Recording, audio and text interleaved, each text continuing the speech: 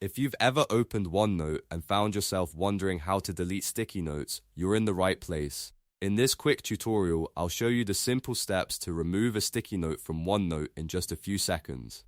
This is a really useful tip if you want to clean up old notes, get rid of something you no longer need, or just keep your workspace organized.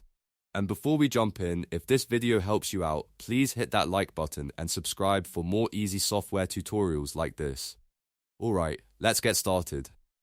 First, open OneNote and look for the sticky notes option. Depending on your version of OneNote, this may be available from the top area of the app.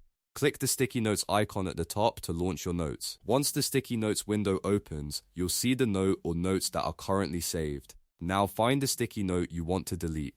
On that note, click the three dots menu. This menu gives you more options for managing the note.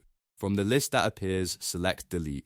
OneNote will remove that sticky note right away. And that's it. Your sticky note is now deleted from OneNote. It's a very simple process once you know where to look, and now you can quickly clean up any notes you don't need anymore. If this tutorial helped, make sure to like the video, subscribe to the channel, and turn on notifications so you don't miss the next OneNote tip. Thanks for watching, and I'll see you in the next one.